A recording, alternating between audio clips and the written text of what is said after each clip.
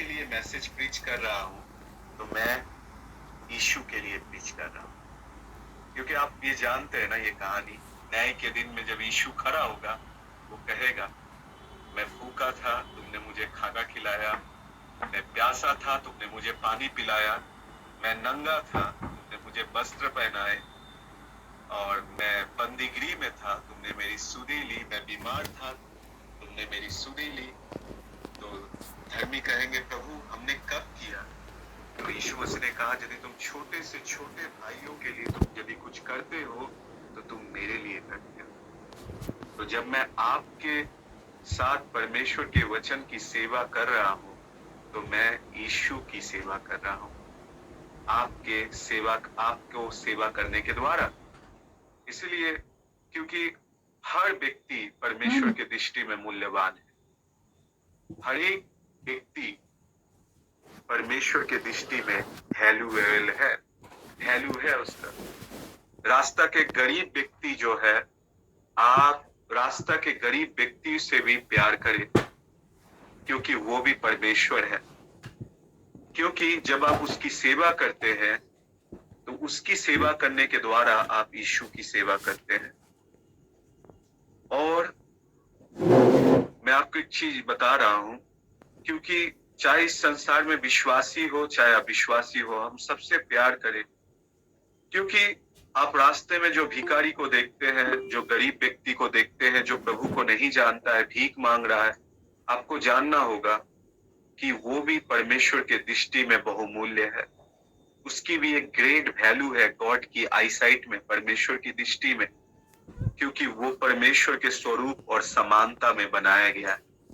इसलिए मैं जब भी किसी के लिए कुछ करता हूं तो मैं ऐसे सोचता हूं कि मैं यीशु के लिए कर रहा हूं, और यही मुझे सेवा करने के लिए उत्साह देता है।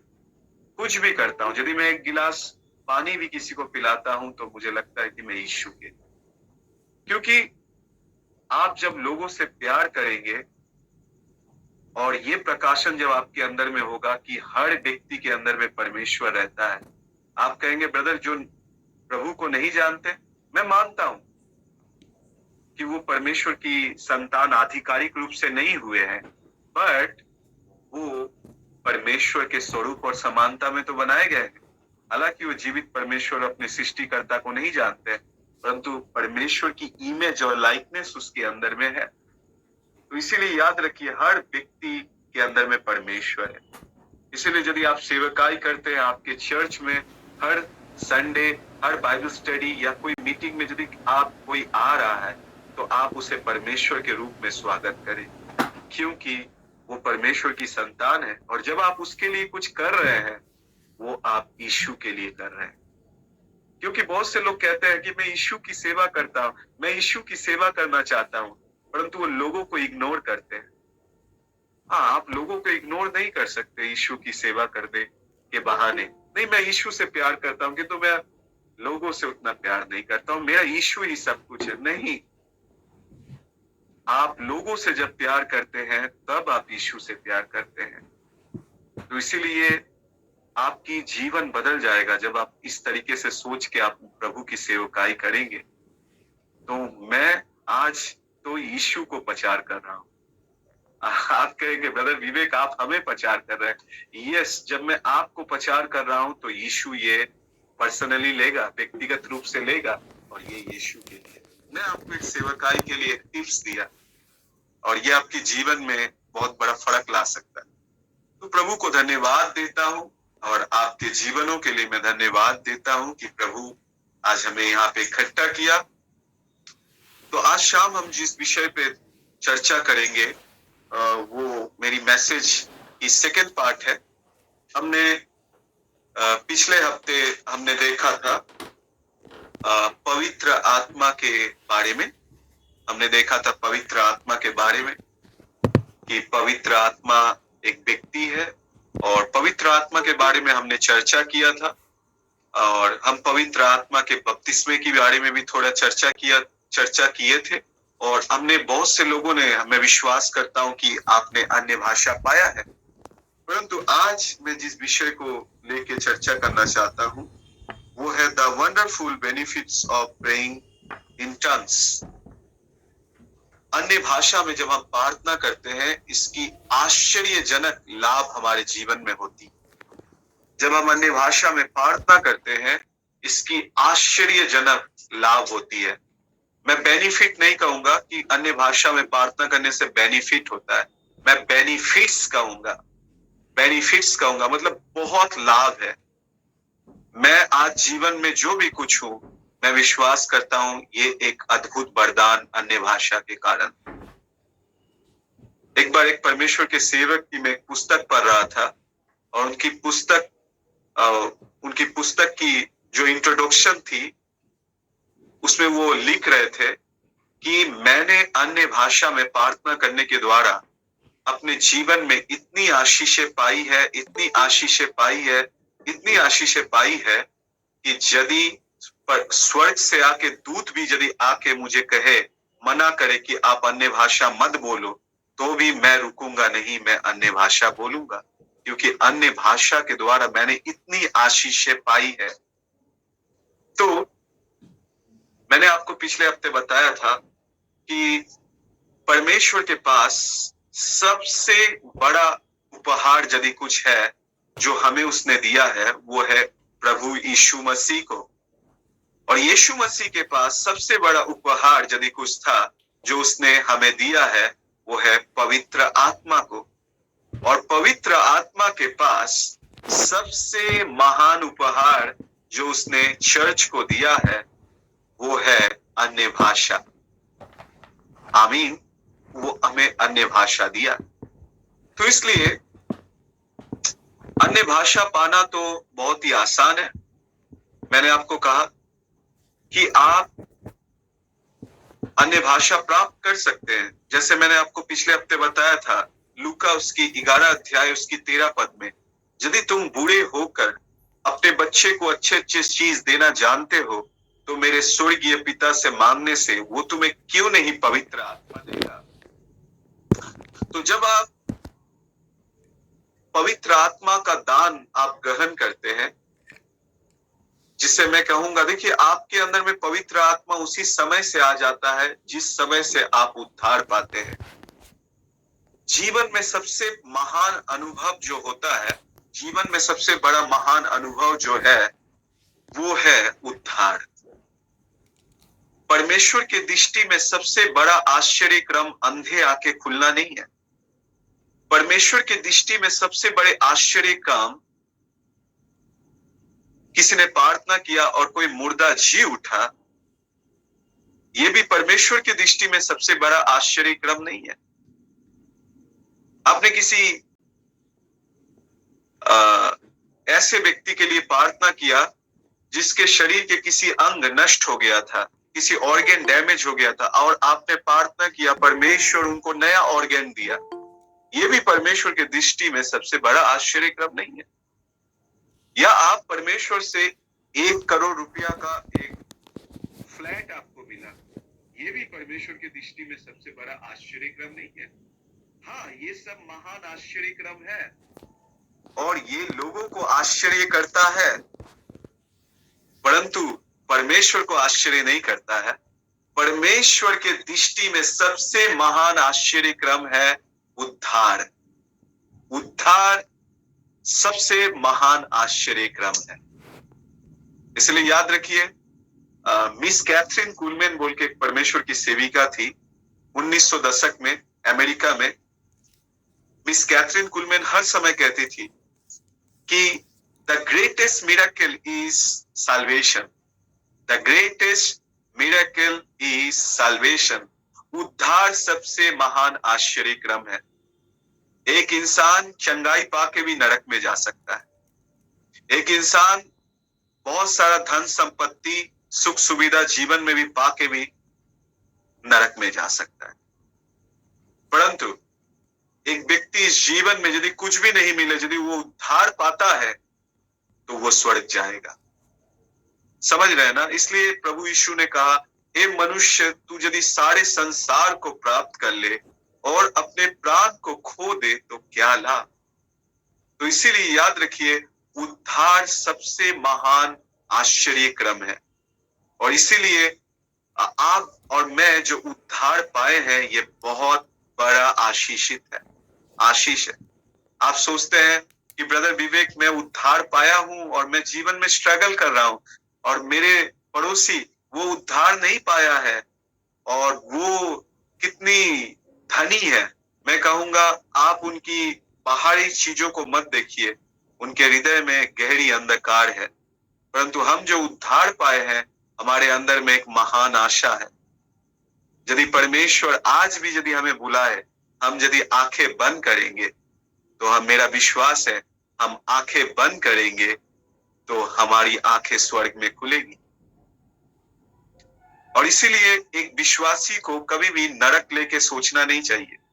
एक विश्वासी नरक में नहीं जाएगा। देखिए, मैं बाइबल से अपने जीवन में 17 साल प्रभु के साथ चलते हुए मैंने एक्सपीरियंस बाइबल पढ़ के सीखा है, मनुष्य एक ही पाप के कारण नरक में जाएंगे। Only one sin leads to hell. Only one sin leads to hell. एक ही पाप है जो मनुष्य को नरक की ओर ले जाएगा। एक ही पाप है जो मनुष्य को अनंत काल के लिए परमेश्वर से लोग खो जाएंगे। वो है उद्धार जो लोग नहीं पाए। इसलिए हमें आत्मा बचाना जरूरी, इसलिए हमें सुसमाचार प्रचार करना है, इसलिए हमें लोगों को नरक की मार्गों में जो चल रहा है उन्हें जीवन की ओर लाना है। तो इसीलिए परमेश्वर की दृष्टि में सबसे महान आश्चर्य क्रम, महान अनुभव जो हमने पाया है, वो है उद्धार। उद्धार। और बाइबल में उद्धार को समझाने के लिए कई नाम को उपयोग किया गया है। बाइबल में लिखा है, यदि आप जानते, यदि आप देखेंगे, पौलुस रोमियो उसकी 10 अध्याय उसकी 9 और 10 पद में वो उद्धार कह रहा है, जिसे इंग्लिश में हम लोग कहते हैं साल्वेशन। फिर यीशु मसीह के प्रिय चेला यूहन्ना और उसकी 1 के 12 पद में वो कह रहा है उद्धार की और एक नाम है, वो कह रहा है जितने जन उसे ग्रहण किया और उसके नाम पर विश्वास किया, उसे परमेश्वर की संतान होने की अधिकार मिला। और फिर प्रभु यीशु मसीह यूहन्ना 3 अध्याय में वो कह रहे हैं नए जन्म के बारे में। आप देख रहे हैं एक ही चीज है किंतु कई सारा उसका नाम है। नया जन्म, पौलुस एक जगह पे कह रहा है, 2 कुरिन्थियों उसकी 5 अध्याय उसकी 17 पद में नई सृष्टि। कितने नाम है? उद्धार, नया जन्म, नया सृष्टि, परमेश्वर की संतान होने की अधिकार। ये सब एक ही चीज है किंतु कई सारे नाम हैं। तो ये सबसे महान आश्चर्य क्रम है। इसलिए प्रभु को धन्यवाद देना चाहिए कि परमेश्वर ने हमें उद्धार किया। हालेलुया। परंतु कई विश्वासी अपने जीवन में उन्नति नहीं कर पाते हैं क्योंकि वो उद्धार तक ही सीमित रह जाते हैं। वो उद्धार पाके बस संतुष्ट रह जाते हैं। ठीक है ना? वो उद्धार पाके ही संतुष्ट रह जाते हैं। परंतु मैं आपको बताना चाहता हूं, उद्धार पाने की बाद भी एक महान एक्सपीरियंस है। नया जन्म, नई सृष्टि, उद्धार, परमेश्वर की संतान होने की अधिकार, ये इसके बाद भी एक महान अनुभव है जिसे हम कहते हैं पवित्र आत्मा की बपतिस्मा प्राप्त करना। हालेलुया। पवित्र आत्मा की बपतिस्मा प्राप्त करना, या हम कह सकते हैं पवित्र आत्मा की भरपूरी को प्राप्त करना, या हम कह सकते हैं स्वर्ग से सामर्थ को प्राप्त करना। आमीन। उद्धार के बाद भी एक महान एक्सपीरियंस है। किसी ने मुझे पूछा, क्या ब्रदर, यदि मैं अन्य भाषा नहीं बोलता हूं तो क्या मैं स्वर्ग नहीं जाऊंगा? मैंने कहा, आप यदि अन्य भाषा नहीं भी बोलते हैं परंतु आप स्वर्ग जाएंगे। क्यों?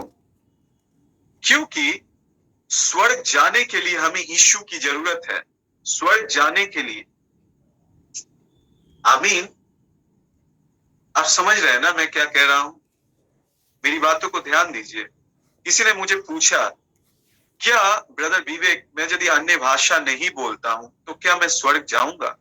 मैंने कहा एब्सोल्युटली आप स्वर्ग जाएंगे, क्योंकि स्वर्ग जाने के लिए हमें जो जरूरत है वो है यीशु को। जब हम यीशु को पाते हैं हम स्वर्ग जाएंगे। परंतु अन्य भाषा हमें स्वर्ग जाने के लिए नहीं जरूरत है। अन्य भाषा इस पृथ्वी पे हर लड़ाई को जीतने के लिए हमें अन्य भाषा की जरूरत है, क्योंकि इस संसार में जब हम जी रहे हैं हम एक आत्मिक लड़ाई में हैं। आपको समझना होगा, जब इस संसार में जब एक बच्चा जन्म लेता है तो उसे कंफर्ट जोन में रखा जाता है, उन्हें एक शांति की जगह पे रखा जाता है इस संसार में जब कोई बच्चा जन्म लेता है।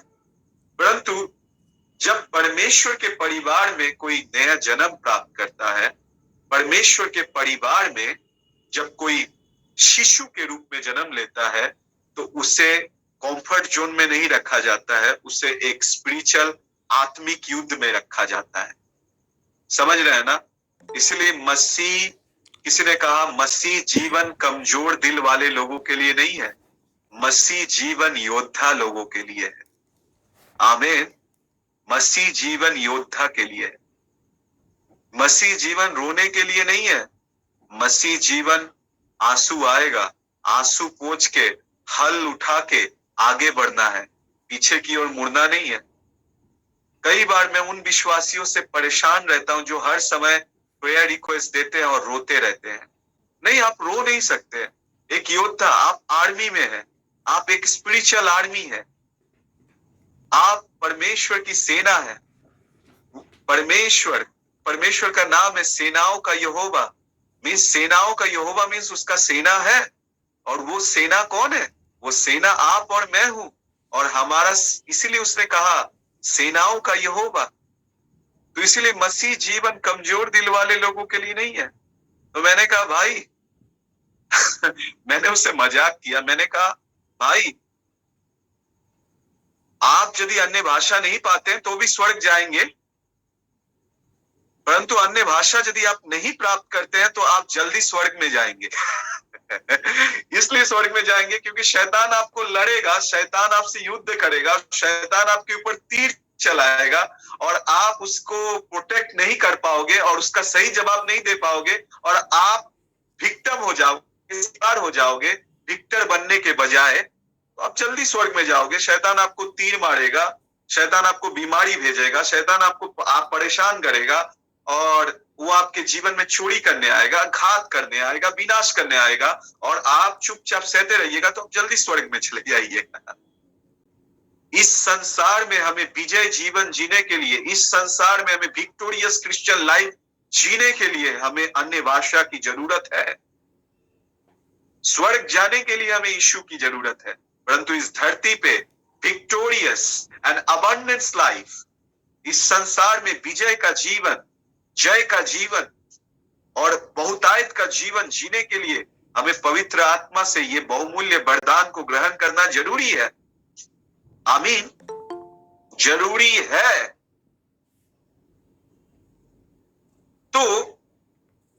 तो हम आत्मिक युद्ध में हैं और हमारा शत्रु अदृश्य है।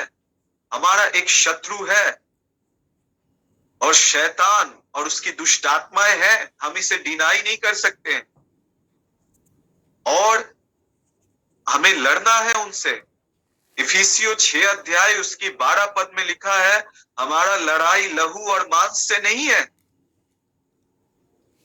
देखिए, आपका पड़ोसी, यदि आप मैसेज सुन रहे हैं, आप उसको छुइए बगल में और देखिए, यदि उसके पास लहू और मांस है तो आपको समझ लेना है कि वो आपका दुश्मन नहीं है।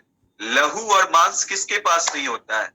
भूतों के पास। शैतान और दुष्ट आत्माओं का लहू और मांस नहीं होता है, वो भूत है। इसीलिए क्या होता है, शैतान कई बार वो लोगों को इस्तेमाल करता है हमारे विरोध में, परंतु हम सोचते हैं यही मेरा दुश्मन है। नहीं ब्रदर, जो आपसे नफरत कर रहा है जो व्यक्ति, वो आपका दुश्मन नहीं है, वो शैतान की हाथ की एक इंस्ट्रूमेंट है, वो शैतान के हाथ की एक डिवाइस, एक चीज है, माध्यम है जिसके द्वारा वो आपसे आपके साथ लड़ रहा है। परंतु बिहाइंड द स्क्रीन पर्दे के पीछे दुष्ट आत्मा है, शैतान है, जेलसी की आत्मा है जो काम कर रहा है। तो इसीलिए हमारा जो लड़ाई है वो लहू और मांस से नहीं है, हमारा लड़ाई जो है शैतान और उसके दुष्ट आत्माओं से है, और जिसका एक ही मिशन है, एक ही विजन है, उसकी एक ही सेवा है, एक ही दर्शन है कि चोरी करना, घात करना, विनाश करना। आपके व्यक्तिगत जीवन में, आपके परिवार में, आपके रिलेटिव्स, आपके फैमिली, फ्रेंड्स, आपके मोहल्ले, गली, शहर, गांव, आपके राज्य, आपके डिस्ट्रिक्ट, आपके देश में, इस संसार में जहां कहीं भी चोरी, घात और विनाश हो रहा है, आपको समझ लेना है कि वहां परमेश्वर का हाथ नहीं है, वहां शत्रु शैतान और उसकी दुष्ट आत्माएं कार्यरत है। परमेश्वर का दर्शन है कि आप जीवन पाओ और बहुतायत का पाओ। देखिए, यीशु मसीह सिर्फ हमें जीवन नहीं देने आया। जीवन यीशु मसीह ने यूहन्ना 10 अध्याय की 10 पद में उसने कहा, मैं इसलिए आया हूं कि तुम जीवन पाओ और बहुतायत के पाओ। जीवन का अर्थ है, देखिए दो चीज कह रहा है, मैं इसलिए आया हूं कि तुम जीवन पाओ और बहुतायत का पाओ। जीवन का अर्थ है उद्धार।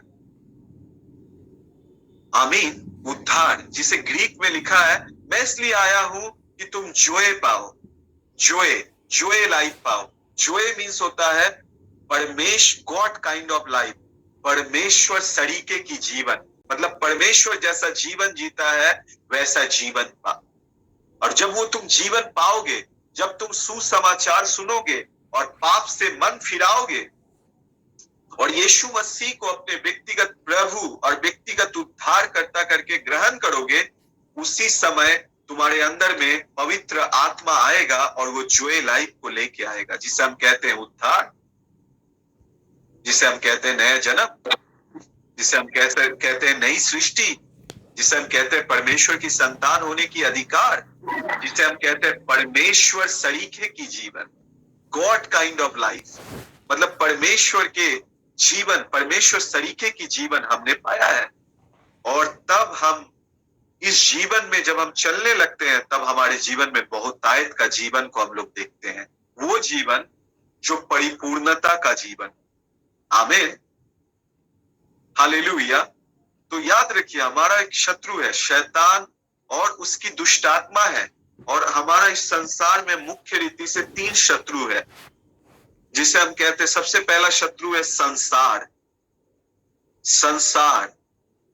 वर्ल्ड, ये हमारा शत्रु है, इस संसार।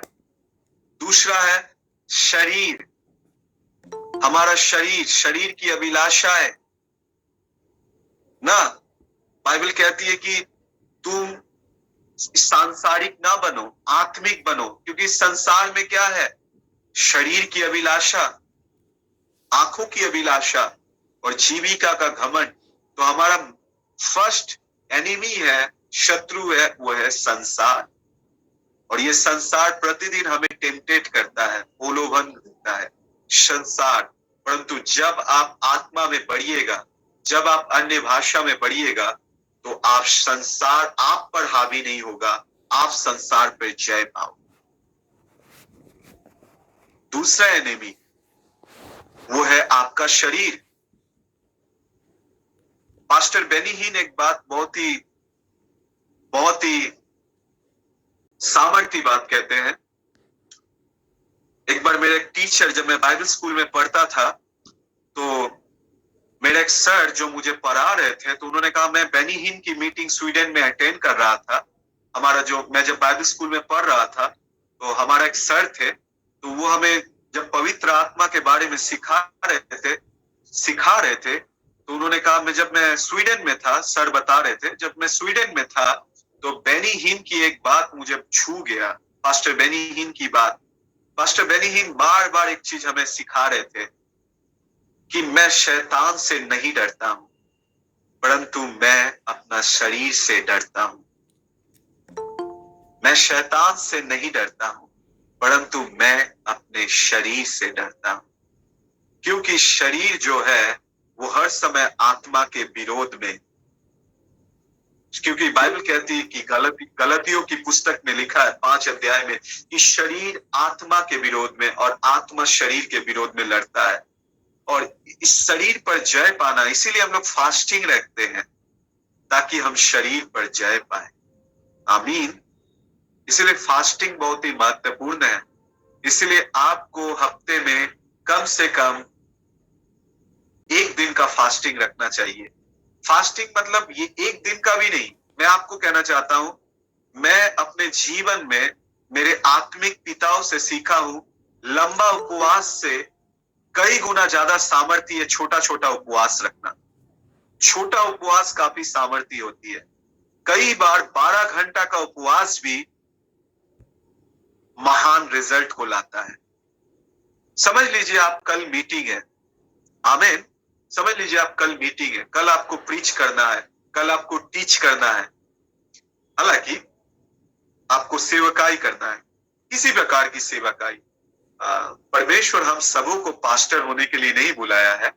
चाहे आप किसी भी प्रोफेशन में, कल आपको कुछ महत्वपूर्ण काम करना है, कुछ महान, कुछ इंपॉर्टेंट डील है जो आपको करना है, कुछ काम करना है। मैं आपको कहना चाहता हूं, आप 12 घंटा का फास्टिंग रखिए और आप देखिएगा कल जब जिस काम में आप हाथ देखेंगे, जिस काम में आप हाथ रखेंगे उसमें आप परमेश्वर की सामर्थ को देखेंगे। सुबह 6 बजे से शाम 6 बजे तक, सुबह 6 बजे से शाम 6 बजे तक, ठीक है।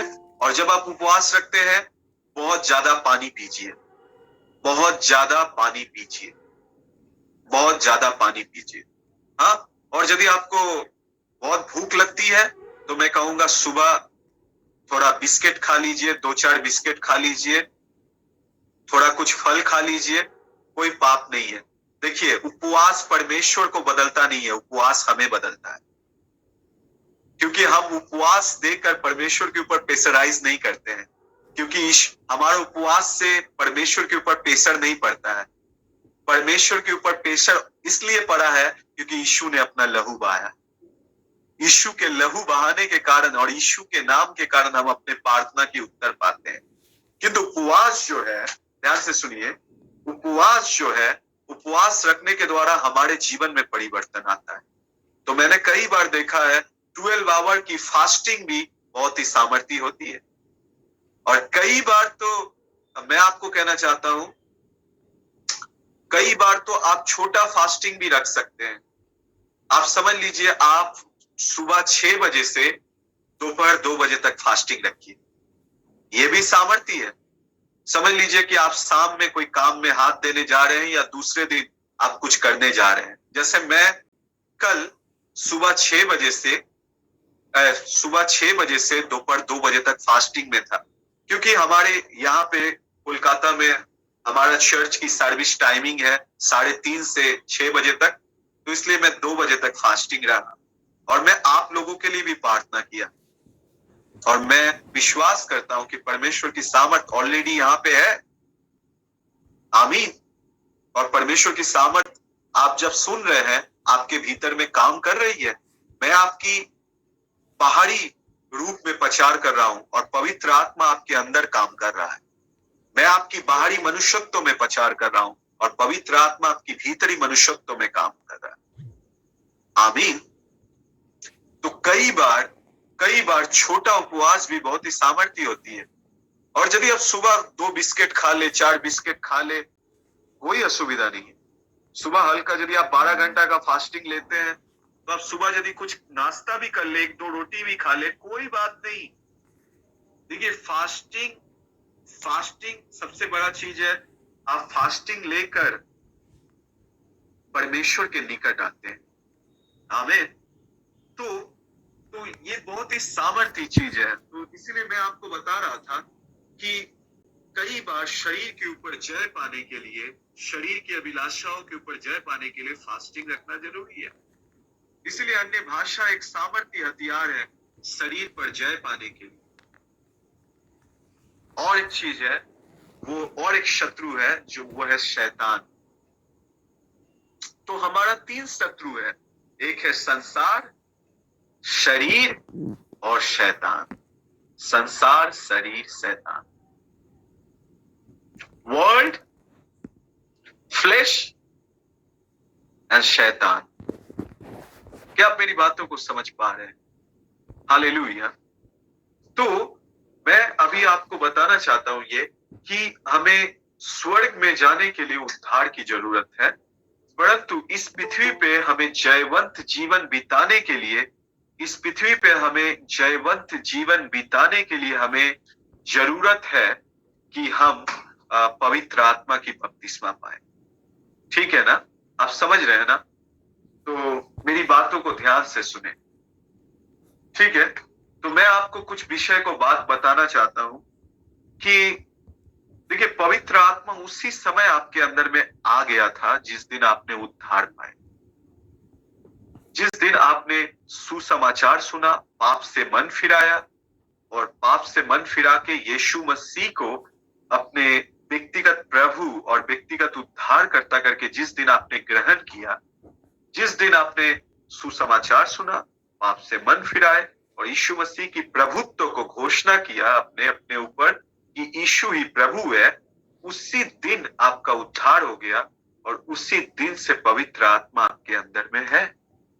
परंतु इसके बाद भी एक महान अनुभव है जिसे हम कहते हैं, जिसे मैं ऐसे कहता हूं कि जिसे मैं कहता हूं, समझ लीजिए कि मैं उसको ऐसे कहता हूं कि पवित्र आत्मा की बपतिस्मा प्राप्त करना। क्योंकि यूहन्ना बपतिस्मा देने वाला जो था, उसने भविष्यवाणी किया जब वो यीशु जब उसकी ओर आ रहा था। उसने कहा, मत्ती उसकी 3 अध्याय और उसकी 11 पद में उसने साफ तौर से कहा, क्या कहा? उसने कहा, देखो मैं तुम्हें पानी में बपतिस्मा दे रहा हूं, परंतु जो मेरे बाद आने वाला है वो मुझसे शक्तिशाली है और मैं उसकी जूती उठाने के योग्य नहीं, और वो तुम्हें पवित्र आत्मा और आग से बपतिस्मा देगा। हालेलुया। और मैं आपको बताना चाहता हूं, इस संसार में कोई भी परमेश्वर के जन, कोई भी परमेश्वर की पुरुष, कोई भी परमेश्वर की स्त्री आपको पवित्र आत्मा की बपतिस्मा नहीं दे सकता। एकमात्र यीशु ही एक महान है, शक्तिशाली है, वो पावरफुल है। और वो उसको देखिए जॉन कैसे इंट्रोड्यूस करा रहा है। असल में जॉन कह रहा है, देखो मैं तुम्हें यरदन के ठंडे पानी में बपतिस्मा दे रहा हूं, परंतु जो मेरे बाद आने वाला है वो मुझसे शक्तिशाली है और मैं उसकी जूती उठाने के योग्य नहीं हूं, और वो तुम्हें एक नदी में बपतिस्मा देगा। और वो नदी यरदन नदी नहीं है, वो नदी के नाम है पवित्र आत्मा और अग्नि का नदी। हालेलुया। पवित्र आत्मा की नदी में और आग की नदी में वो तुम्हें डुबोएगा। पिछले हफ्ते जितने जन पवित्र आत्मा की बपतिस्मा को आपने प्राप्त किया है, मैं आपको बताना चाहता हूं, आत्मिक संसार में यीशु आपको आग के और पवित्र आत्मा के नदी में डुबोया है। हालेलुया। ये सामर्थ्य है।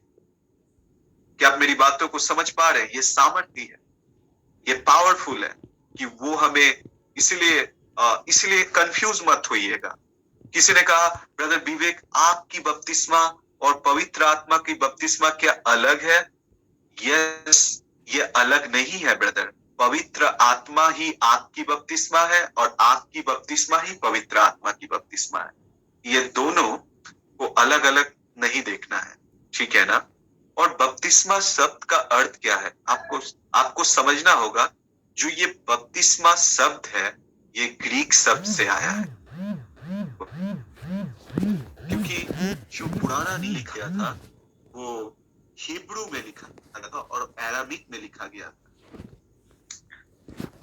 पुराना नियम जो लिखा गया था वो हिब्रू में और अरामिक में कुछ लिखा गया था, परंतु न्यू टेस्टामेंट जो लिखा गया था वो ग्रीक लैंग्वेज में लिखा गया था, जिसे हम कह सकते हैं यूनानी भाषा में, ग्रीक में।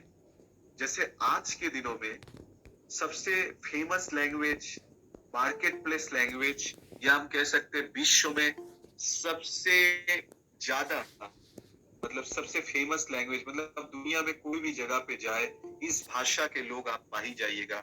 सबसे ज्यादा बोलने वाली जो भाषा है वो है इंग्लिश। तो यीशु के दिनों में सबसे मॉडर्न लैंग्वेज, सबसे आधुनिक लैंग्वेज और सबसे प्रसिद्ध लैंग्वेज, सबसे रिच लैंग्वेज, धनी लैंग्वेज जो भाषा थी वो है ग्रीक। और ग्रीक में बैप्टिज्म शब्द का अर्थ होता है बैप्टिजो। आमीन। बैप्टिजो, BAPTIZO। बैप्टिजो शब्द का अर्थ होता है इमर्स, मतलब डूबोना, डूबना ना, हाँ, डूबना। हालेलुया। जब मैं झारखंड में पहली बार प्रचार करने गया तो मैंने पूछा, आप बपतिस्मा लिया? तो किसी विश्वासी ने मुझे कहा, हाँ मैं डुबकी लिया। मैंने कहा डुबकी क्या होता है, मैंने बाइबल में कभी भी नहीं पढ़ा। बोला हम डुबकी लिए हैं, हमारा पास्टर हमको डुबकी दिया है। किसी ने मुझे एक्सप्लेन किया, नहीं ये बैप्टिज्म है ब्रदर, बैप्टिज्म। बैप्टिज्म में झारखंड में बहुत से लोग जो डूब के हम लोग लेते हैं उसे कहते हैं डुबकी। मैंने कहा ओह, मैंने सोचा ये क्या चीज है, ये कौन सा प्रकाशन उन्हें मिला, डुबकी मतलब डुबोना। मतलब बैप्टिज्म शब्द का अर्थ है किसी तरल पदार्थ में अपने आप को डुबो देना। हालेलुया। किसी तरल पदार्थ में अपने आप को डुबो देना। तो जब आप पवित्र आत्मा की बपतिस्मा पाते हैं, आपको अग्निमय जो नदी है, जिस नदी का नाम है पवित्र आत्मा, उस तरल नदी में, उस अग्निमय नदी में, उस पवित्र आत्मा की नदी में यीशु आपको डुबो देता है। आमीन। वो आपको डुबो देता है, और जब वो आपको डुबो देता है आप आशा करने लगते हैं। शांति एक्सपीरियंस है। देखिए, यीशु तो जन्म से ही पवित्र आत्मा से परिपूर्ण था ना। यीशु तो जन्म से पवित्र आत्मा से परिपूर्ण था, और यीशु का जन्म भी पवित्र आत्मा के द्वारा हुआ था। परंतु तो भी यीशु 30 साल उम्र में सेवकाई शुरू करने से पहले उसने यर्दन में उसके ऊपर पवित्र आत्मा आया। आमीन। कबूतर की नाई। और आप देखिए, पवित्र आत्मा जब उसके ऊपर आया उसके बाद से उसने सेवा शुरू की। इसीलिए मैं आपको बताना चाहता हूं,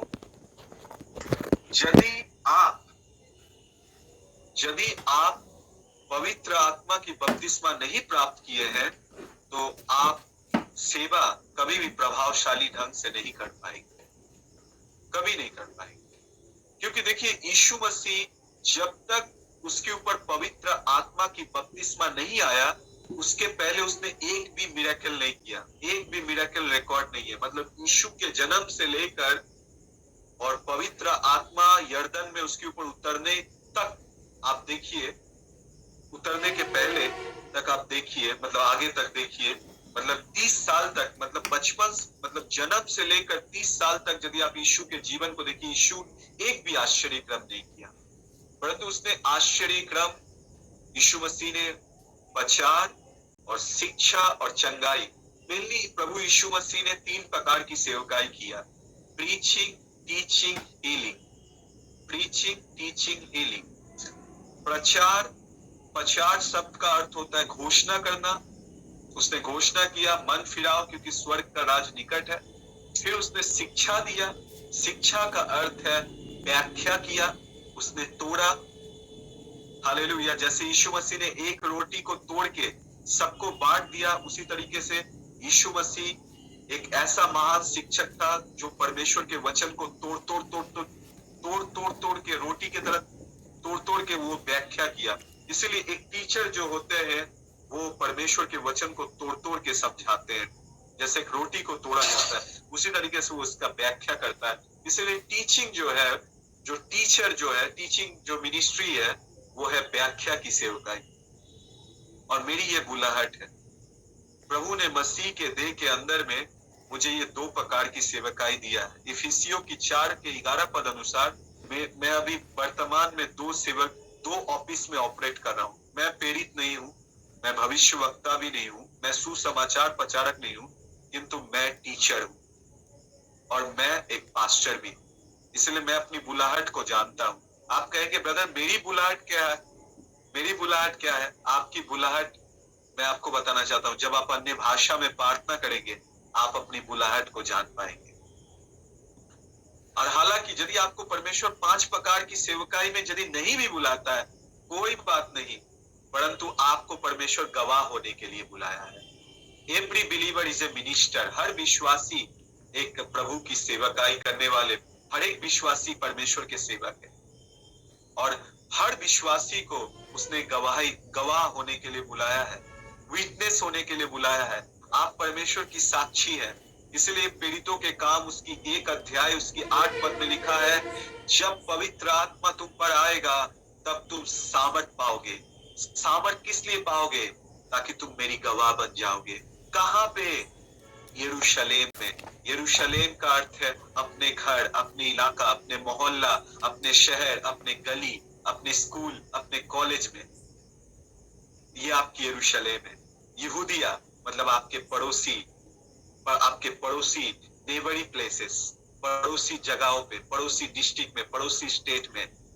फिर वो आपको बुला रहा है सामरिया में। सामरिया मीन्स होता है वो आपको कठिन स्थानों में, खंडेरों में, जंगलों में। सामड़ी मतलब मैं कहूंगा टफ प्लेसों में वो आपको उपयोग करेगा।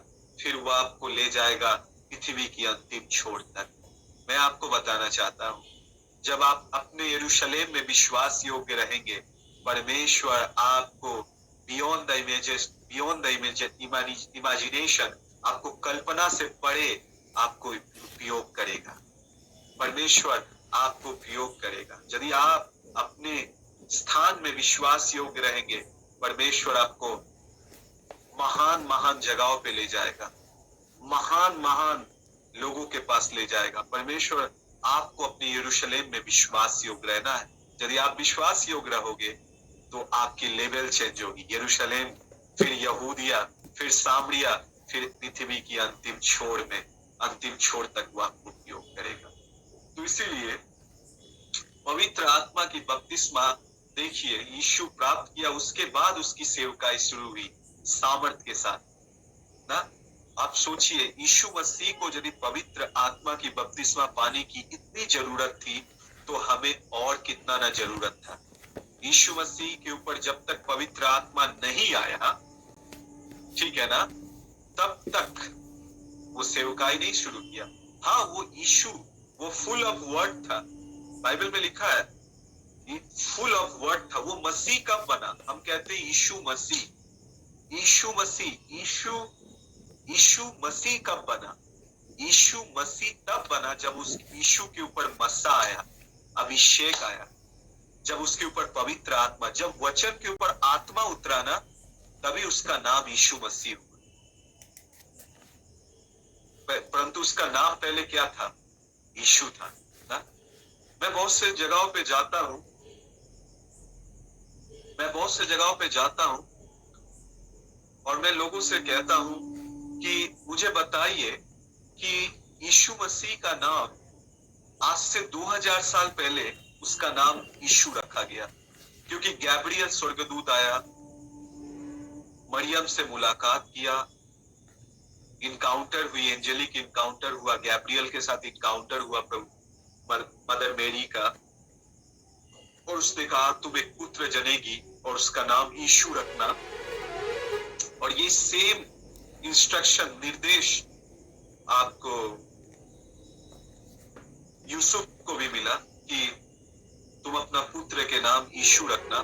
ठीक है, यीशु का नाम तो इस संसार में जब यीशु का जन्म हुआ तब उसका नाम यीशु रखा गया, परंतु उसके पहले उसका नाम क्या था?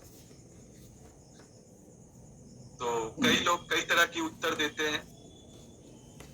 आप लोग फेस टू फेस नहीं है, इसलिए मैं आपको ये क्वेश्चन आंसर नहीं दूंगा। परंतु यदि आप मेरे फेस टू फेस रहते, ऑनलाइन रहते, तो मैं आपसे प्रश्न पूछता कि आज से 2000 साल पहले उसका नाम यीशु था। आमीन। परंतु उसके पहले क्या नाम था उसका? तो कुछ लोग बोलते हैं ब्रदर विवेक उसका नाम इम्मानुएल था, कुछ बोलेंगे यहोवा जीरे, तो बोले यहोवा रोही, यहोवा राफा, यहोवा शालोम, यहोवा। मैं कहूंगा ये परमेश्वर की नाम नहीं है, ये परमेश्वर के चरित्र है, ये परमेश्वर की वाचा का नाम है। मतलब परमेश्वर कोई जगह जरूरतों को पूरी किया तो वहां पे उसका नाम रखा गया यहोवा जीरे। कोई जगह पे परमेश्वर की उपस्थिति प्रकट हुई तो वहां पे रखा गया यहोवा शामा। कोई जगह पे परमेश्वर ने जरूरत जितनी थी उससे कई गुना ज्यादा उसने जरूरत को पूरी किया, तब वहां पे नाम प्रकट हुआ यहोवा एल शदाई। तो ये तो परमेश्वर के कैरेक्टर का नाम है, उसका चरित्र का नाम है। कोई जगह पे उसने अपने आप को चरवाहा के रूप में प्रकट किया। दाऊद ने कहा यहोवा मेरा चरवाहा है। उसने वहां पे परमेश्वर ने अपने आप को प्रकट किया, अपने नाम, उसके चरित्र को यहोवा रोही। कोई जगह पे परमेश्वर अपने आप को एक महान वैद्य, महान डॉक्टर के रूप में अपने आप को प्रकट किया। तो वो क्या हुआ? परमेश्वर नहीं, ये परमेश्वर की कैरेक्टर का नाम है, उसकी चरित्र, उसकी कॉवेनेंट नेम है, मतलब उसकी वाचा का नाम है। उसने जब भी अपने नाम कुछ नया नाम आया तो वो अपना चरित्र को प्रकट किया। हालेलुया, समझ रहे हैं ना? तो मैं आपको बताना चाहता हूँ, मैं बताना चाहता हूँ, बहुत आसान है, इसका आंसर बाइबल में ही है। उसका नाम था वचन, WORD, WORD उसका नाम था, WORD, वर्ड। वर्ड मीन्स वचन। क्योंकि यूहन्ना उसकी 1 अध्याय उसकी 1 पद में उसने कहा आदि में वचन था। आमीन। आदि में वचन था और वो वचन परमेश्वर के साथ था और वो वचन ही परमेश्वर था। आमीन। वर्ड जो है एक व्यक्ति का नाम है, वो व्यक्ति का नाम है यीशु मसीह।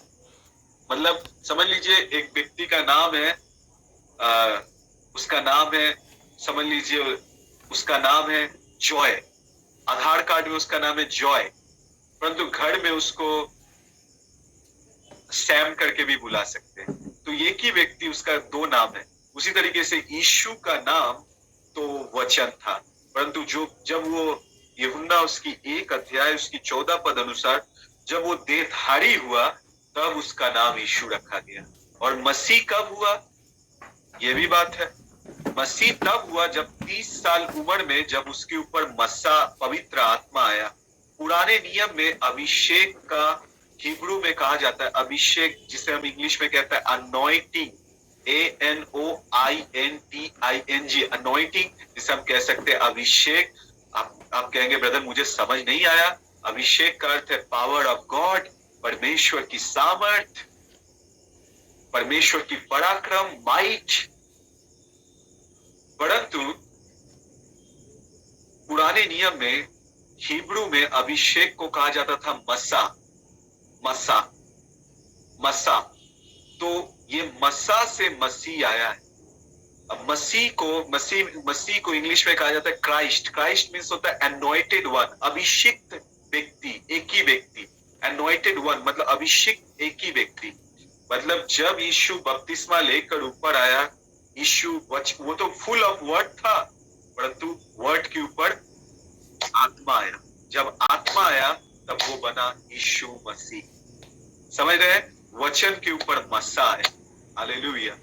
इसलिए प्रभु में यदि बढ़ना है तो हमें वर्ड भी लेना है और वचन भी और पवित्र आत्मा को भी लेना है। एक निर्देश आपको बताना चाहता हूँ। मैं अन्य भाषा में बोलूंगा। मैं आपको बताना चाहता हूँ कि देखिए, आपको अपने मसीह जीवन में यदि बढ़ना है तो आपको 2 चीज को अपने जीवन में पहला स्थान देना है। एक है उसके वचन को और उसके पवित्र आत्मा को। किसी को नीचे नहीं रखना है। वचन को आपने ऊपर रख दिया, पवित्र आत्मा को नीचे रख दिया, ऐसा मत करें। या पवित्र आत्मा को आपने ऊंचा रख दिया, वचन को अपने जीवन में कम कर दिए। नहीं, आपके जीवन में वर्ड एंड स्पिरिट बैलेंस होना चाहिए। इसलिए हमें क्या करना चाहिए? हमें प्रार्थना भी करना चाहिए, हमें वचन भी पढ़ना चाहिए। हमें यदि हम 50% प्रेयर करते हैं तो हमें 15% वर्ड में समय देना है। समझ रहे हैं? मसीह जीवन में 50% word, 50% prayer, 50% word, 50% Holy Spirit.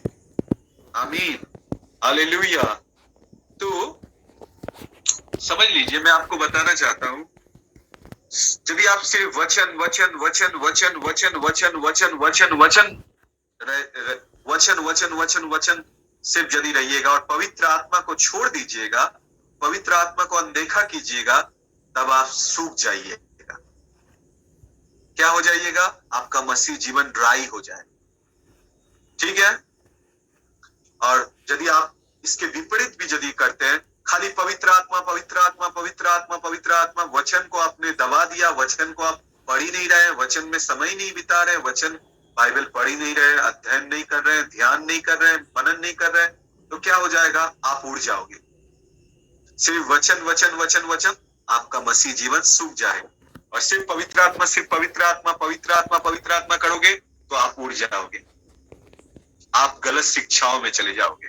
इसीलिए आपके जीवन में वचन और पवित्र आत्मा को बैलेंस देना है। आपको वर्ड भी जानना है, आपको होली स्पिरिट भी जानना है, तभी आप पावरफुल मिनिस्ट्री करोगे। यीशु के जीवन में वचन भी था और वो पवित्र आत्मा को भी जानता था। हालेलुया।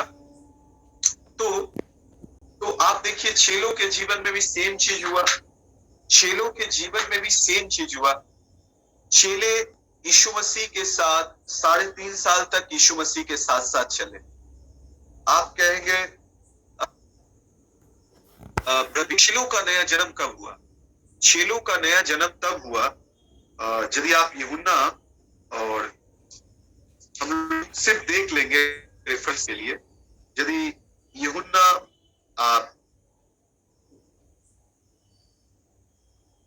20 अध्याय को यदि आप देखते हैं, यूहन्ना 20 अध्याय को देखते हैं, तो यीशु मसीह मर के जी उठा और चेले लोग आपस में डरे हुए थे और एक बंद कमरे के अंदर में वो थे, और यीशु प्रकट हुआ और उसने कहा, उन पर फूका और कहा, यूहन्ना उसकी 20 अध्याय की 22 पद में, और उसने कहा फूका, लिखा है, ये कहकर उसने उन पर फूका और उसने कहा, पवित्र आत्मा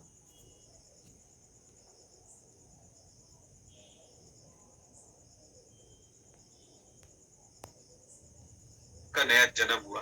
परंतु यीशु मसीह ने लूका उसकी 24 अध्याय उसके 49 पद में लिखा है कि तुम जब तक स्वर्ग से सामर्थ ना प्राप्त कर लो तब तक यरूशलेम ना छोड़ना। जब तक तुम स्वर्ग से सामर्थ प्राप्त ना कर लो तब तक तुम यरूशलेम ना छोड़ना। समझ रहे हैं? तो चेले जो थे वो नए जन्म पाए हुए थे। समझ गए ना? चेले जो थे वे नए जन्म पाए हुए थे, परंतु प्रभु यीशु मसीह उन्हें रुकने के लिए कहा, वेट करने के लिए कहा, वेट करने के लिए कहा, ताकि पिता की प्रतिज्ञा उनके जीवन में हो और वो पवित्र आत्मा की बपतिस्मा प्राप्त करें। समझ गए ना? और वो लोग यीशु मसीह मर के जी उठने के बाद, 3 दिन के बाद मुर्दों में से जी उठने के बाद उनसे मुलाकात किया, उन पर फूका और उन्हें कहा, पवित्र आत्मा लो, और उसी समय उनका नया जन्म हो गया। मैं प्रार्थना करता हूं आज शाम आपके ऊपर उसकी फूक आए, आपकी फूक आए। मैं आत्मा में महसूस कर रहा हूं, जब आप इस मैसेज को सुन रहे हैं, आपके ऊपर वो फूक रहा है। आमीन। मैं अपने आत्मा में थरथराहट को और पवित्र भय को महसूस कर रहा हूं। आप दुनिया भर में जहां कहीं से भी ये मैसेज को सुन रहे हैं, मेरी आवाज जितने दूर तक जा रही है, मैं आपको कहना चाहता हूं वो आपके ऊपर फूक रहा है इसी समय। हालेलुया। और चेलों के ऊपर जब वो फूका, वो नया जन्म पा गए, वो नई सृष्टि बन गए, वो परमेश्वर की संतान होने की अधिकार को पाया और उन्होंने उद्धार पा लिया। परंतु वो वहीं तक नहीं सीमित हो गए, बस मैं उद्धार पा गया हूं और मैं स्वर्ग के मार्गों में जा रहा हूं। नहीं नहीं नहीं नहीं, उन्हें इस संसार, शरीर और शैतान पर जय पाना था और इतिहास को बदलना था। हालेलुया। और वो हर चेले जिनके ऊपर पवित्र आत्मा आया, वो इतिहास को बदल दिए। मैं आपको बताना चाहता हूं, मैं हर जगह पे बोलता हूं, परमेश्वर ने पुराने नियम में गधा को इस्तेमाल किया, तो हम तो उससे कई गुना ज्यादा है। परमेश्वर गधा को इस्तेमाल किया, प्रोफेसी किया। गधा भविष्यवक्ता को रोक के भविष्यवाणी की शब्द कहे।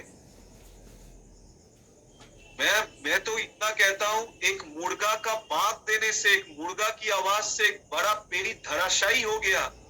एक मुर्गा की बांक देने से एक व्यक्ति के अंदर में पश्चाताप शुरू हो गया।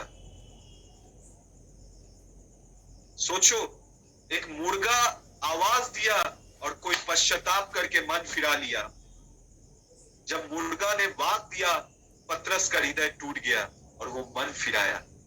एक मुर्गा की आवाज में इतना सामर्थ्य है कि वो एक बड़ा पीड़ित के अंदर में पश्चाताप ला सकता है, और जो परमेश्वर से बैकस्लाइड हो गया है, प्रभु के मार्गों को छोड़ के भागने वाला व्यक्ति को प्रभु के पास लौटा ले आता है एक मुर्गा की आवाज। तो हम और आप परमेश्वर की स्वरूप और समानता में बनाए गए हैं। हम मुंह खोल देंगे तो क्या हो जाएगा? इतिहास बदल जाएगा। मैं आपको बताना चाहता हूं, आज की मैसेज जितने जन आप लोग सुन रहे हैं, आप एक्सीडेंटली नहीं सुन रहे हैं। ये गॉड की इनकाउंटर की टाइम है। उसकी प्रेजेंस, उसकी उपस्थिति, उसके अभिषेक, स्वर्ग की महिमा से आप इनकाउंटर हो रही है। उसकी वचन की वर्ड इनकाउंटर हो रहा है आपके साथ परमेश्वर फेस इनकाउंटर का अर्थ है फेस टू फेस। ये एक पुलिसी लैंग्वेज है। This is the language of पुलिसी लैंग्वेज। ये पुलिसों की भाषा है, इनकाउंटर। मैं आपको बताना चाहता हूं, आप पर इस समय जब आप मैसेज सुन रहे हैं, मैं मैसेज खत्म कर दूंगा कुछ समय के बाद, परंतु मैं मैसेज समाप्त कर दूंगा, परंतु पवित्र आत्मा आपको नहीं छोड़ेगा। वो आपको सोचने में मजबूर करेगा और वो आपको इतिहास बदलने वाला व्यक्ति बनाएगा। मैं आपको बताना चाहता हूं, अपने आप को कमजोर ना समझिए बहन। मैं आपको बताना चाहता हूं, आप चिंता ना करें, निराश ना हो। पवित्र आत्मा आपके लिए रास्ता बनाएगा। जहां रास्ता नहीं है वहां से रास्ता बनाएगा। परमेश्वर के पास हजारों रास्ता है, बट आपके लिए आपको उसकी आज्ञा मानना है। आज भी हर पानी दाखरस बनती है। आज भी पानी की तरह जीवन दाखरस बनता है और लोगों के जीवन में आनंद लाता है। हालेलुया। आज भी नाव मछलियों से भरता है, जाल फटती है, ऐसी ब्लेसिंग दिखाई देती है। बट कैसे? जब हम परमेश्वर के इंस्ट्रक्शन को फॉलो करते हैं। पतरस ने उस दिन यीशु की आज्ञा मानी। उसने परमेश्वर की आवाज को सुना कि नाव को गहरे जल में ले जाओ और जाल डालो। उसने उसकी उस आवाज को सुना, उस वॉइस को सुना और उसको ओबे किया, माना, और उसकी नाव भरने लगी, उसके जाल टूटने लगे और उसे भरपूरी से भरा गया और उसके पड़ोसी की भी नाव। मैं आपको बताना चाहता हूं, जब हम उसकी आज्ञाओं को मानेंगे, आपके जीवन में वैसा सीजन आ रहा है यीशु मसीह के नाम में, जब नाव भरेगी, जब जाल फटेगी और भरा जाएगा। परमेश्वर आपको भरेगा और आपके पड़ोसी के नाव को भी भरेगा। आपके जीवन में वो समय आ रहा है कि आपके जीवन में पानी दाखरस में बदलेगी। आमीन, हालेलुया। मैं आपको एक प्रकाशन बांटना चाहता हूँ। मैं कल चर्च में बता रहा था, मैं कल अपना चर्च में बता रहा था, मैं कल अपने चर्च में सिखा रहा था कि how to led by the Holy Spirit, कैसे पवित्र आत्मा की अगुवाई में चले, कैसे पवित्र आत्मा की अगुवाई में चले, कि पवित्र आत्मा तुम्हें चलाए। ऐसा ना हो कि तुम अपनी बुद्धि से चलो। अपनी बुद्धि से हम चलते इसलिए ठोकर खाते हैं। हमें पवित्र आत्मा की बुद्धि में चलना है। मैं आपको बताना चाहता हूं, कई मैरिज फेल हो गए क्योंकि उन्होंने बाहर की सुंदरता देखा, उन्होंने आउटवर्ड ब्यूटी को देखा और शादी करने के बाद धोखा खा गए। मेरे प्रियो, हो सकता है बाहरी सुंदरता महत्वपूर्ण नहीं है, भीतर की सुंदरता सबसे महत्वपूर्ण है। बाहरी सुंदरता में धोखा मत खाओ जवानों, बाहरी चिन्हों को मत ढूंढो, भीतर से आत्मा की अगुवाई हो। यदि वो लड़की काला भी हो, यदि वो पवित्र आत्मा से ओर से है, आपका जीवन महान होगा। समझ रहे हैं? तो मैं आपको बता रहा, मैं अपने चर्च में बता रहा था, परमेश्वर अभी भी उत्तम दाखरस को हमारे लिए रखा है। हालेलुया। उत्तम दाखरस हमारे लिए है। उत्तम दाखरस, न्यू वाइन, केवल न्यू टेस्टामेंट विश्वासी के लिए है। मैं आपको बताना चाहता हूं, एलिया भी दाखरस पिया था, यूहन्ना एलिया भी दाखरस पिया था। हालेलुया। अब्राहम भी दाखरस पिया था, मूसा भी दाखरस पिया था, जेरेमिया, येजकेल, दानियल, आमोस, एस्तर, ये सब दाखरस पिए थे। नूह, ये सब दाखरस पिए थे। यूसुफ, ये सब दाखरस पिए हैं। परंतु उत्तम दाखरस वो नए नियम के विश्वासियों के लिए रखा है। आमीन। क्योंकि जब काना नगर में दाखरस घटी, यीशु मसीह की उन्होंने आवाज सुना और उस अनुसार उन्होंने उनकी इंस्ट्रक्शन को, उनके निर्देश को फॉलो किया, पानी दाखरस में बदल गया। और भोज के पदार्थ को जब वो दिया गया, उसने कहा क्या बात है, पहले अच्छा दाखरस पिलाना चाहिए, वो पी के लोग झक जाएंगे, फिर मध्यम चलाना। परंतु तुम लोग अभी भी उत्तम दाखरस को लास्ट में रखे हो। मैंने कहा ये एक प्रोफेटिक चिन्ह है। अब्राहम ये दाखरस को नहीं पिया था, वो दाखरस है अन्य भाषा, वो हम पिए हैं। हमारे लिए नया दाखरस रखा गया है। हालेलुया। उत्तम दाखरस आपके लिए बचाया गया है। आप सोचो, अब्राहम अन्य भाषा नहीं बोला था, एलिया अन्य भाषा, वो लोग इस दिन के लिए इंतजार किए थे। काश हम भी, वो लोग ये दिन को पहले से ही देख लिए थे, परंतु उनको मौका नहीं मिला था। बट आप कितना महान व्यक्ति है कि मैं आपको बताऊं, पुराने नियम में 9 में 8.5 वरदान प्रकट हुआ, सिर्फ यही एक वरदान थी जो पुराने नियम में प्रकट नहीं हुए हैं, अन्य भाषा। पुराने नियम में 9.5 वरदान ऑपरेट हुए परमेश्वर के जनों के द्वारा, किंतु न्यू टेस्टामेंट में ये उत्तम, मैं इसको बोलता हूं नया दाखरस जो है, ये नया दाखरस, हर बार जब आप अन्य भाषा बोलते हैं, आप नया दाखरस पीते हैं। हालेलुया। क्या आप मेरे प्रकाशन को समझ पा रहे हैं? आप इस प्रकाशन को लीजिए। वो लोग पी के, वो लोग मध्यम पिए हैं, पर हमारे लिए उत्तम दाखरस है। हालेलुया। तो देखिए, चेले लोग उद्धार पाए, परंतु वहीं तक नहीं रुके। उन्होंने पेंटिकोस्ट के दिन यीशु मसीह मर के जी उठा, 3 दिन बाद उनके ऊपर फूका, पवित्र आत्मा लो, और उन्होंने पवित्र आत्मा को ग्रहण किया, उन्होंने उद्धार पा लिया। फिर यीशु मसीह 40 दिन तक इस संसार में थे, और इस संसार में 40 दिन जब वो थे, उन्होंने 500 से भी अधिक चेले लोगों को दिखाई दिया और बहुत पक्के प्रमाण दिए कि वो मुर्दों में से जी उठे। और इस 40 दिनों में उन्होंने एक विषय के ऊपर, एक टॉपिक के ऊपर उन्होंने शिक्षा दिया। जैसे मैं आज सिखा रहा हूं ना, पवित्र आत्मा और अन्य भाषा, पवित्र आत्मा के बारे में ही ना, यीशु मसीह 40 दिनों में उन्होंने एक टॉपिक के ऊपर उन्होंने शिक्षा दिया। वो टॉपिक है परमेश्वर का राज। ठीक है ना? फिर 40वां दिन में वो उन्हें आशीष दिया और उसका स्वर्गारोहण हुआ। और स्वर्गारोहण होने के बाद यीशु मसीह ने कहा, यरूशलेम छोड़ के मत जाना जब तक स्वर्ग से सामर्थ ना पा जाओ। हालेलुया। और उन्होंने 10 दिन तक इंतजार किया, 10 दिन तक इंतजार किया। हालेलुया। और 10 दिन के बाद पवित्र आत्मा आया। और मैं आपको एक चीज बताऊं, एक परमेश्वर के सेवक है उनकी एक मैसेज सुन रहा था। आप जॉयस मेयर को सुने। जॉयस मेयर की आत्मिक पिता है टॉमी बर्नेट। मैं जॉयस की मीटिंग कोलकाता में अटेंड किया हूं। मैं जॉयस मेयर की मीटिंग अटेंड किया हूं। मैं उनकी मीटिंग में कार्य करता था। और जॉयस मेयर की आत्मिक पिता की नाम है टॉमी बर्नेट।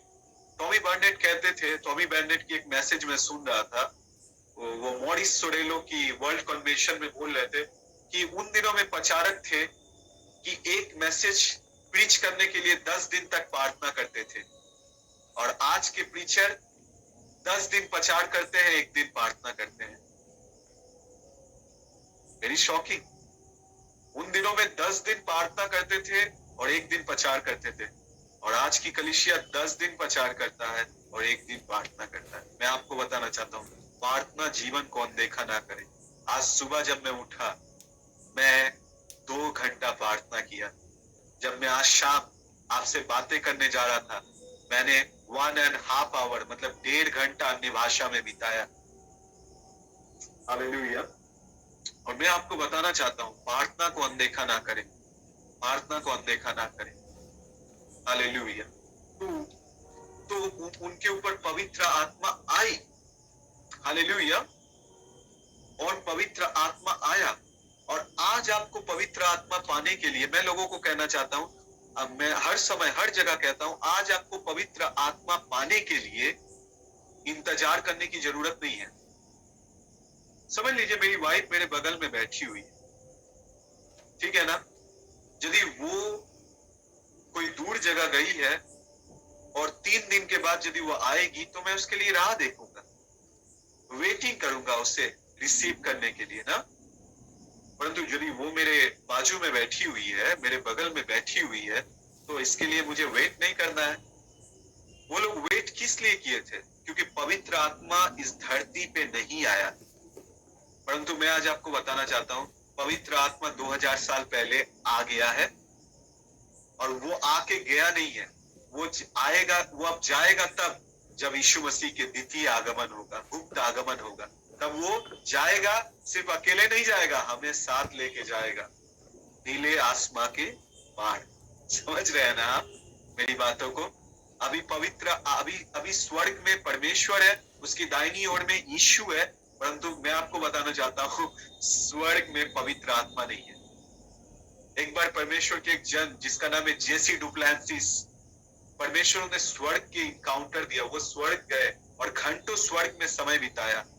उन्होंने कहा, मुझे स्वर्ग में बहुत कुछ अच्छा लगा यीशु, मैं पिता के बारे में जाना, आपसे मुलाकात किया, स्वर्ग के दूतों से मिला, स्वर्ग के संतों से मिला, परंतु एक जन को मैं नहीं देख पा रहा हूँ, पवित्र आत्मा कहाँ है?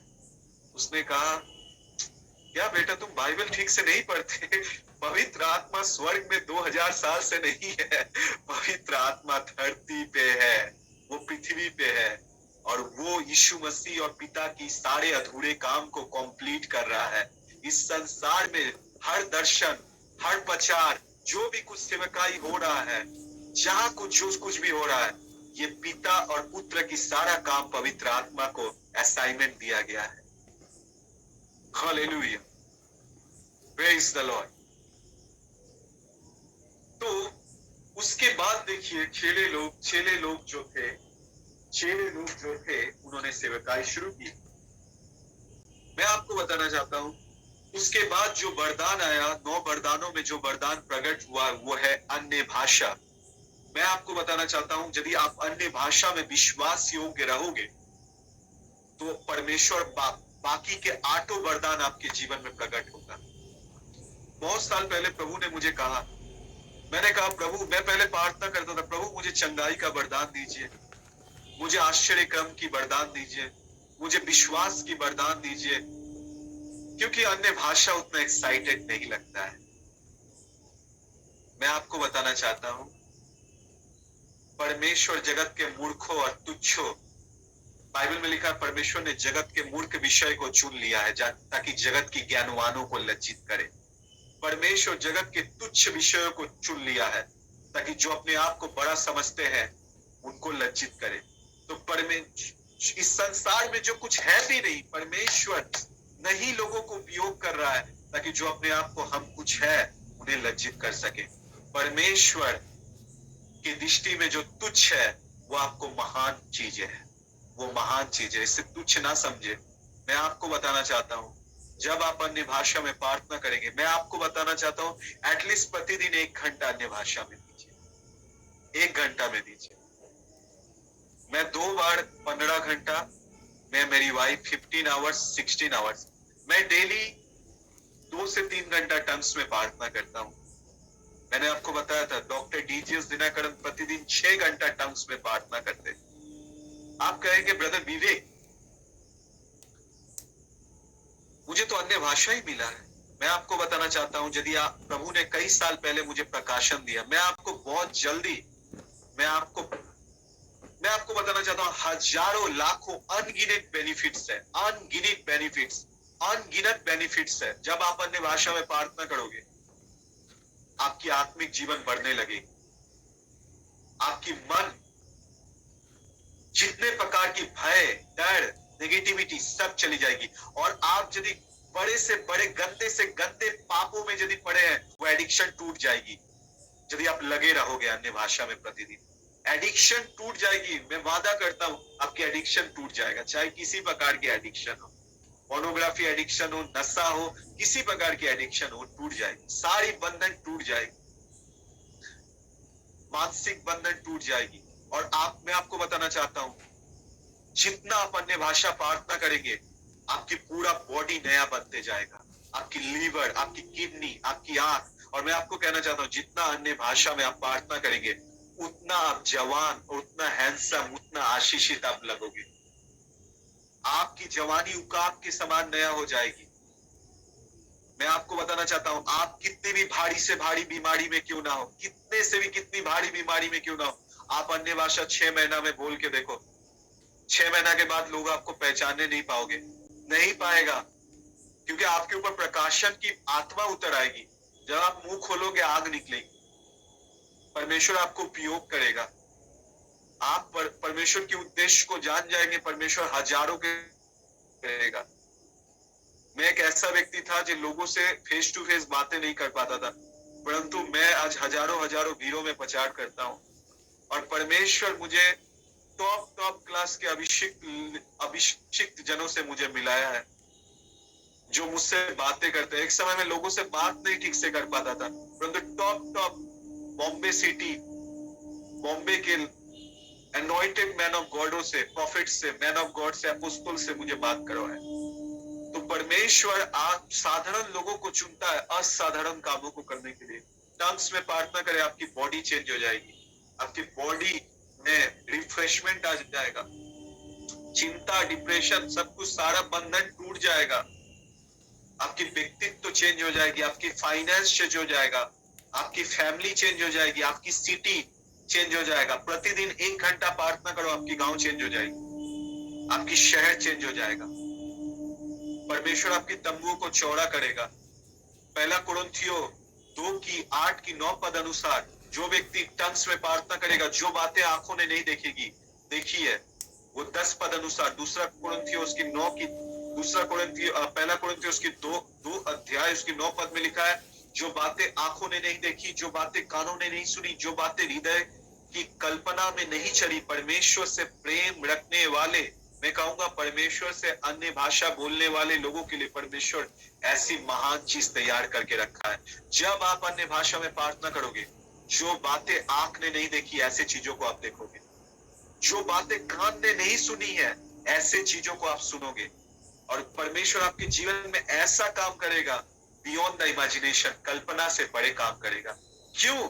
क्योंकि पवित्र आत्मा आपको दिखाएगा, पवित्र आत्मा आपको सुनाएगा, पवित्र आत्मा आपको कल्पना में लाएगा। 2 कुरिन्थियों 9 और 10 पद में ये लिखा है। मैं आपको बताना चाहता हूं, परमेश्वर आपसे प्रेम करते हैं और आपके लिए बहुत बड़ा योजना है परमेश्वर के पास। और ये योजना में पवित्र आत्मा आपको ढकेलेगा राइट टाइम में, राइट प्लेस में, जहां आपको परमेश्वर रखना चाहता है उस स्थान में आप पहुंचोगे। जब आप अन्य भाषा में प्रार्थना करोगे, पवित्र आत्मा आपको ढकेल के ले जाएगा। हालेलुया। सटीक समय में, सटीक स्थान में, ना आगे ना पीछे, एकदम राइट टाइम, राइट प्लेस में पवित्र आत्मा आपको ढकेलेगा। आप जानना चाहते हैं परमेश्वर आपके लिए क्या योजना बना के रखा है? अन्य भाषा में प्रार्थना करो, आप पहुंचोगे उस स्थान में। मैं गारंटी देता हूं आप पहुंचोगे। 6 महीना आपके पास है, इतिहास बदल दो, इतिहास बदल दो, अपने कुछ करो, कुछ बड़ा सोचो आप भाई बहन, चर्च में जाके ताली बजा के दान दे के चलना आना नहीं है, कुछ महान करना है। मैं आपको बताना चाहता हूं, परमेश्वर आपसे प्रेम करते हैं और वो आपके लिए बहुत महान योजना बना के रखे हैं, विशाल योजना। गॉड है, बड़ी साइज की गॉड है, और उसकी योजना भी बड़ी साइज की होती है, और वो साइज तक, वो ब्लेसिंग को रिसीव करने के लिए, वो डेस्टिनी में, वो भाग्य में पहुंचने के लिए वो आपको ढकेलेगा।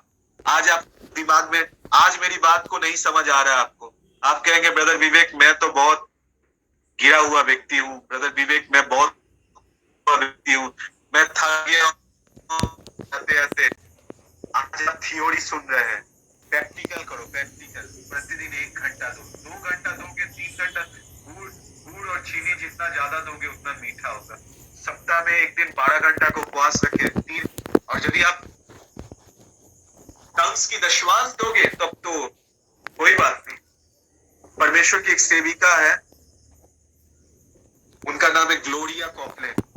उनको प्रकाशन मिला, यदि आप प्रतिदिन 1 घंटा अन्य भाषा में प्रार्थना करोगे तो आपके लिए सब बातें मिलकर भलाई को उत्पन्न करेगा। रोमियो 8:28। तो उनकी मैसेज को एक परमेश्वर के और एक महान सेवक केनेथ कॉपलेन और ग्लोरिया कॉपलेन के आत्मिक बेटा केफ्लो डॉलर इस मैसेज को सुन रहे थे। उन्होंने कहा ग्लोरिया माँ को तो ये प्रकाशन मिला है, 1 घंटा प्रार्थना करोगे तो सब बातें मिलकर भलाई को उत्पन्न करेगा। परंतु हम 1 घंटा में क्यों सीमित रहेंगे यदि इतनी बेनिफिट है। और देखिए, अन्य भाषा जब आप प्रार्थना करते घर में, आंखें खोल के प्रार्थना कीजिए, जरूरत नहीं आंखें बंद कर। आप सो के भी कर सकते हैं, घर में खाना बनाते हुए भी कर सकते हैं, बाइक चलाते हुए भी कर सकते हैं, कार में भी बैठोगे टंग्स में प्रार्थना करें, घर में। किंतु मैं कहूंगा प्राइवेट, जब आप अकेले हो उस समय ज्यादा बने भाषा में बात लोगों के सामने। लोग कहेंगे पागल है, और आप परमेश्वर की बहुमूल्य वरदान का दुरुपयोग करेंगे। मजाक का पात्र नहीं बनाइएगा इसको, ठीक है ना। तो मैं आपको बताना चाहता हूं, परमेश्वर आपको सारे जातियां में धन्य बनाएगा। आज आपके दिमाग में आज की मैसेज, थोड़ा 6 महीना मेहनत करो, पवित्र जीवन बिताओ, आंखों पर कंट्रोल रखो, पवित्र जीवन बिताओ, उपवास का जीवन, प्रार्थना का जीवन बिताइए, एक पवित्र जीवन जिए, अन्य भाषा में प्रार्थना करिए। 6 महीना बाद आप देखिएगा आपका लेवल। मैं आपको क्विक बताना चाहता हूं, बेनिफिट्स क्या बताऊं। बेनिफिट्स हजारों लाखों करोड़ों बेनिफिट्स है अन्य भाषा में प्रार्थना करेंगे। आपके जीवन की हर बातों को पवित्र आत्मा छुएगा, जिनको आप अपने मानवीय बुद्धि से छू नहीं पाते। मैं आपको क्विक बताऊं कि ये परमेश्वर के साथ, जब हम अन्य भाषा में प्रार्थना करते हैं, ये परमेश्वर के साथ डायरेक्ट हॉटलाइन में बातें करते हैं। देखिए, हमें पौलुस कह रहा है कि हम आत्मा से भी प्रार्थना करेंगे, बुद्धि से भी प्रार्थना करेंगे। आत्मा से गाएंगे, बुद्धि से भी गाएंगे। मीन्स क्या है, हम अन्य भाषा में भी प्रार्थना करेंगे, हम अपने मातृभाषा में भी प्रार्थना करेंगे, हम पवित्र आत्मा में गाएंगे, हम आत्मा में गाएंगे। मैं आपको बताना चाहता हूं, परमेश्वर यहाँ पे महान, आप हर कोई, मुझे बहुत आदर महसूस हो रहा है। मैं आप लोग सब महान जन हैं, आप महान जन हैं क्योंकि आप परमेश्वर की संतान हैं। परमेश्वर आपको इतिहास बदलने के लिए इंडिया में उपयोग करेगा। हालेलुया, हालेलुया, हालेलुया, हालेलुया, आमीन, आमीन। मैं आपको बताना चाहता हूँ, मैं आपको लास्ट 5 मिनट क्या मैं ले सकता हूँ? 5 मिनट, यस ले सकते हैं। मेरे पास है, मैं 5 मिनट। परमेश्वर को सीमित ना करें अपनी सोच के द्वारा। परमेश्वर, मैंने एक किताब पढ़ा था वुल्फ एकमैन की, तो उन्होंने कहा आप अपने बारे में जितना अच्छा सोचते हैं, जितना अच्छा सपना और दर्शन देखते हैं, उससे 1000 गुना ज्यादा पवित्र आत्मा आपके लिए सोचता है। और मैं आपको बताना चाहता हूं, परमेश्वर साधारण लोगों को उपयोग करता है असाधारण कामों के लिए। मैं अपने आप को सबसे तुच्छ, सबसे कमजोर व्यक्ति समझता था। ऐसा सोचता था कि यदि मैं परमेश्वर होता, मैं अपने आप को नहीं चुनता। ये तो मैं सोचता हूं कि परमेश्वर मेरे जैसे एक कमजोर लड़का को यदि इस्तेमाल करता है दिन प्रतिदिन हजारों लोगों को इनकरेज करने के लिए, तो मैं कहूंगा उससे आप लोग बेहतर हैं। हालेलुया। मैं विश्वास करता हूं आप उससे बेहतर हैं और आप बड़े काम कर सकते हैं। देखिए, काउंटलेस बेनिफिट्स है, काउंटलेस। तो मैं आपको बताना चाहता हूं, जब आप अन्य भाषा में प्रार्थना करते हैं, मैं आपको 15 बेनिफिट्स बता रहा हूं।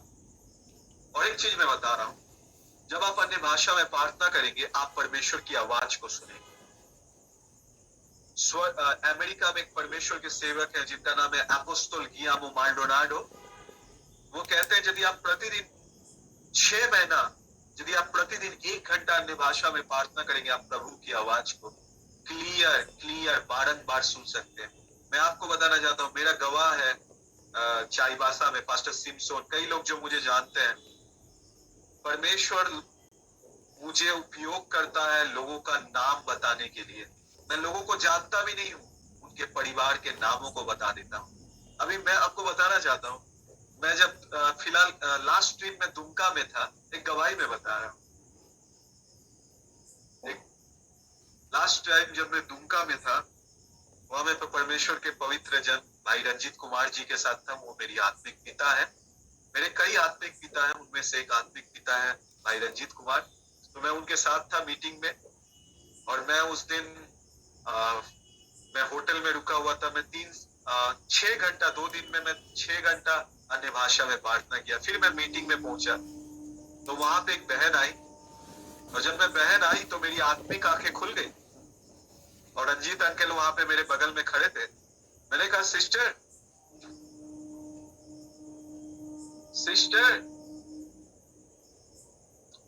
मैं देख रहा हूं आपके सिर पे गोल्ड।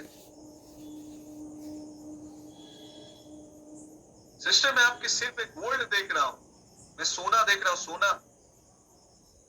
वो सिस्टर शॉक हो गई, क्योंकि जब वो 2013 में बाइबल कॉलेज में पढ़ती थी चेन्नई में, एक रात उसने स्वप्न पाया था, और वो स्वप्न में देखी कि एक सोना का मुकुट उसके सिर पर आ रहा है। उसने कहा, ब्रदर, मैं आश्चर्य हो गया, आपको मैं नहीं जानता, और आप मुझे ठीक से नहीं जानते हैं। मैंने कहा, पवित्र आत्मा जानता है। और बोला, आज देखिए 2013 के बाद, इतना साल के बाद, आप सेम प्रोफेसी कर रहे हैं कि मेरे ऊपर गोल्ड आ रहा है। फिर उनका पति वहां पे खड़ा था। जब मैं उनके पति की ओर देखने लगा, मेरी आत्मिक आंखें खुली हुई थी। मैं देख रहा था ट्रक आ रहा है, ट्रक में धूल लगा हुआ है। ट्रक में, मैंने कहा, ब्रदर, मैं ट्रक देख रहा हूँ, धूल देख रहा हूँ, ये क्या है? वहां पे रंजीत अंकल थी, आंटी थी। रंजीत अंकल बोले, ब्रदर विवेक, ये तो अभी डंपर खरीदने जा रहे हैं, कोयला निकल रहा है। और मैंने कहा, क्या आपने मुझे बताया था? मैंने पवित्र आत्मा आप सब कुछ बताता है, ठीक है ना? तो पवित्र आत्मा जब आपके अंदर में है, तो वो अपना मुंह को स्वर्ग में छोड़ के नहीं आया है। वो अपना मुंह को आपके सबसे महान भविष्यवक्ता आपके अंदर में है। चलो, मैं 15 बेनिफिट्स बोल रहा हूं। आप थोड़ा, जो लोग पेन जो लोग हैं, पेन नोट्स, मैं आशा करता हूं कुछ लोग तो नोट्स ले रहे हैं, नोट्स कर रहे हैं, तो मैं आपको 15 बेनिफिट्स बता रहा हूं, और मैं रेफरेंस को खोलूंगा नहीं, पढ़ूंगा नहीं, जस्ट आप लिख लो रेफरेंस।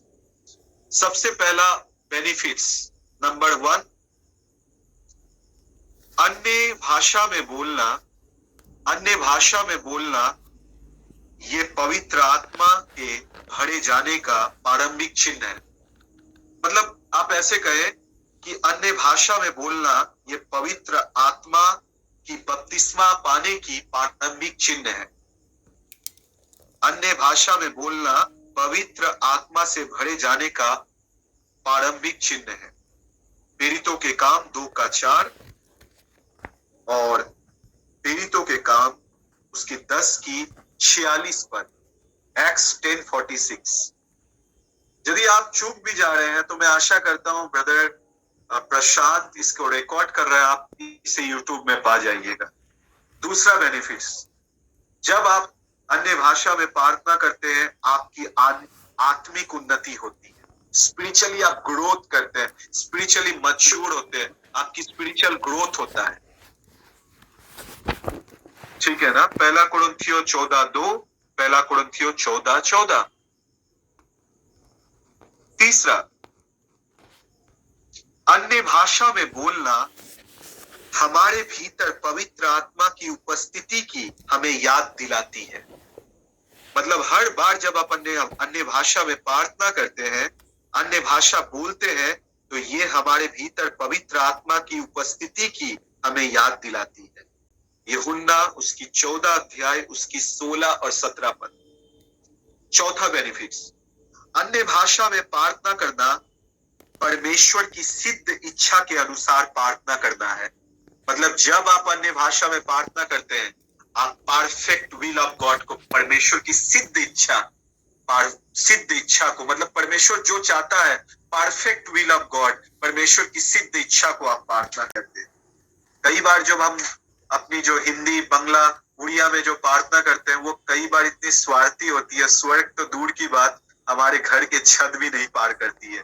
परंतु जब आप अन्य भाषा में प्रार्थना करते हैं, जब आप मुंह खोल के जितने समय अन्य भाषा में प्रार्थना करते हैं, आप परमेश्वर की सिद्ध इच्छा को प्रार्थना करते हुए होते हैं, परफेक्ट विल ऑफ गॉड को प्रेयर करते हैं।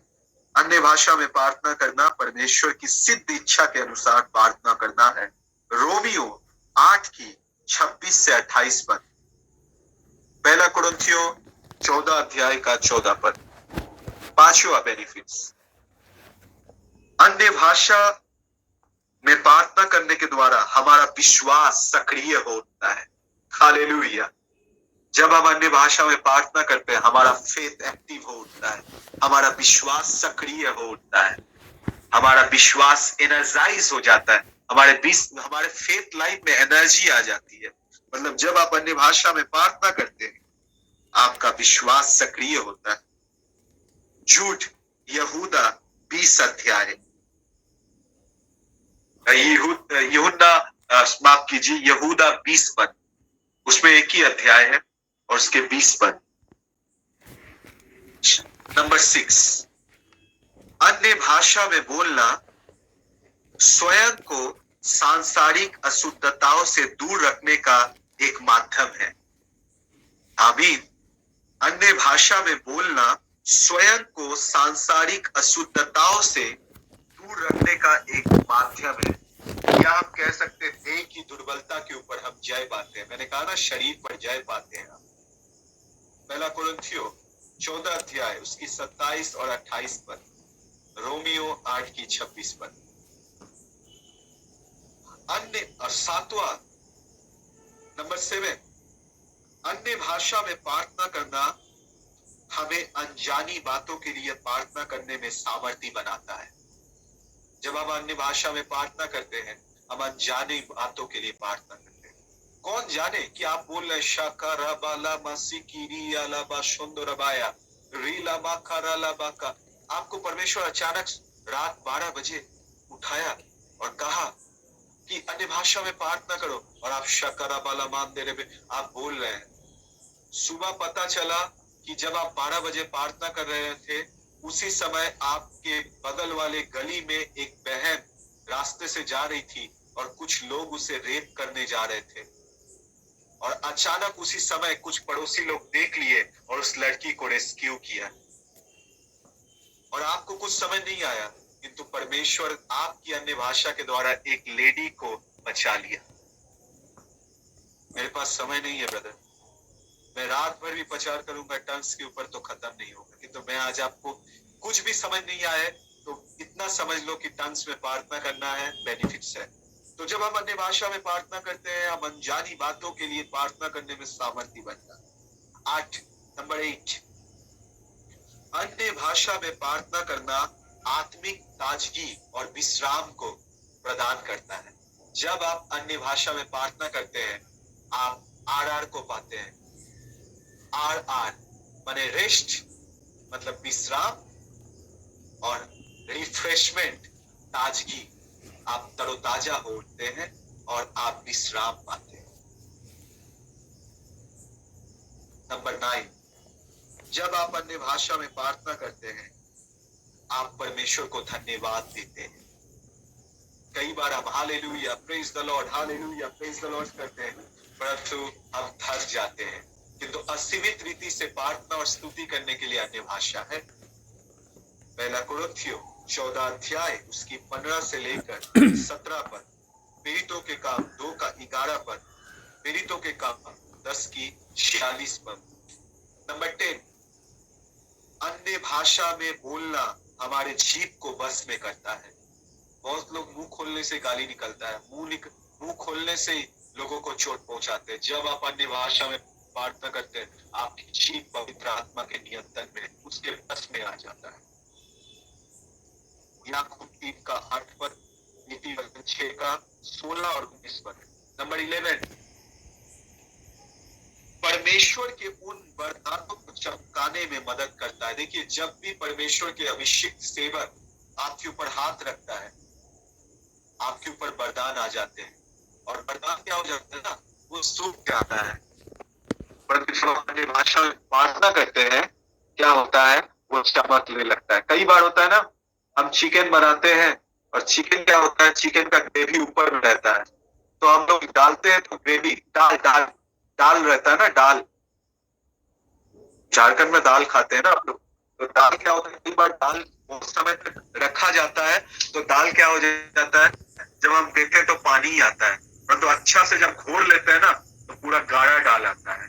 जब हम अन्य भाषा में प्रार्थना करते हैं, कई बार जब हाथ रखते हैं मैन ऑफ गॉड, तो वो वरदान हमारे जीवन में काम करती है, परंतु उसको इस्तेमाल नहीं करने के कारण वो भीतर में क्या हो जाता है, वो दाल की तरह जम जाता है।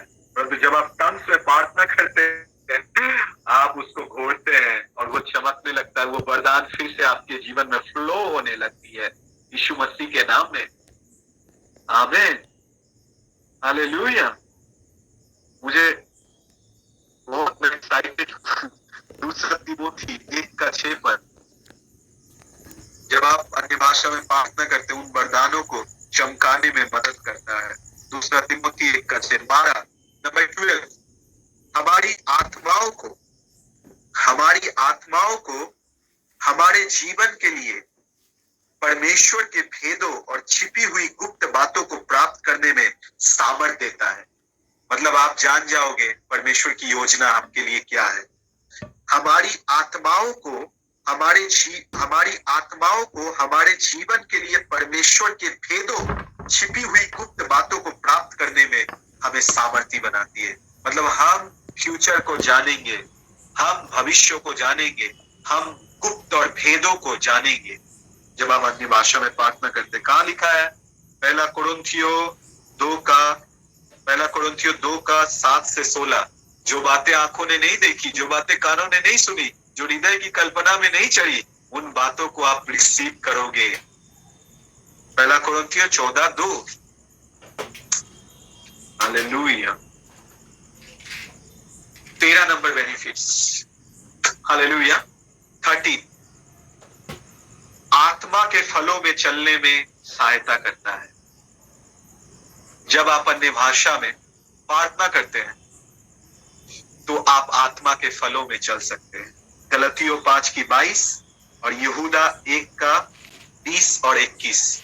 जब आप अन्य भाषा में प्रार्थना करते हैं, आप पूरा प्रेम से आप पूरा परमेश्वर के आत्मा के फलों से डाउनलोड हो जाएंगे। आप प्रेम से लबालब होंगे।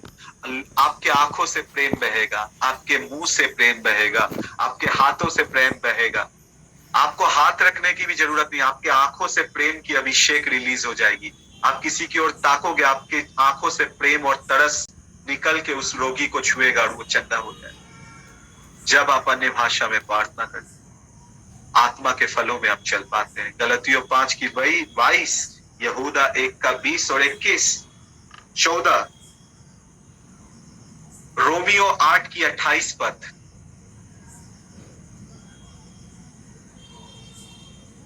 आप लिखिए रोमियो 8 की 26 से 28 पद, किंतु वहां पे लिखा है ना, कि जो व्यक्ति परमेश्वर से प्रेम करते हैं उनके लिए सब बातें मिलकर भलाई को उत्पन्न करती है। तो कुछ लोग इस रेफरेंस को 26 और 27 से हटा के उनके जीवन में कुछ भी हो वो ऐसे बोलते हैं जो भी होता है अच्छा के लिए होता है। नहीं ब्रदर, ऊपर में थोड़ा और 2 पद ऊपर जाइए, 26 और 27 पद देखिए। 26 और 27 अन्य भाषा के बारे में है। जो व्यक्ति अन्य भाषा में प्रार्थना करते हैं उनके लिए सब बातें मिलकर भलाई को उत्पन्न। आज तक आपके जीवन में जो भी बुरा हुआ है वो सब बातें मिलकर भलाई को उत्पन्न। और जो शैतान बुरा भी करेगा ना, सब बातें मिलकर, मतलब जहां पे जो भी उलट पलट की परिस्थिति है, गोलमाल की परिस्थिति है, जहां उल्टा पुल्टा है, सब सीधा हो जाएगा। जहां जहां जिस जगह पे जो चीज रहना चाहिए वो सब जगह सही राइट टाइम राइट प्लेस में आ जाएगा जब आप टंग्स में प्रार्थना करोगे। चलो और एक मैं बोनस दे रहा हूं। जब आप अन्य भाषा में प्रार्थना करोगे, आप झूठे भविष्यवक्ता, झूठे प्रेरित, झूठे शिक्षक, झूठे भविष्यवक्ता, झूठे प्रेरित, झूठे भविष्यवक्ता, झूठे भविष्यवक्ता, झूठे प्रेरित, झूठे सुसमाचार प्रचारक, झूठे पास्टर, झूठे शिक्षक, झूठे भाई, झूठे बहन, झूठी शिक्षाओं का आप जान जाएंगे आसानी से। इसलिए कोई मीटिंग में जाए अन्य भाषा में प्रार्थना करें। हालेलुया, हालेलुया, आमीन, हालेलुया। तो प्रभु आपको आशीष दे। God bless you.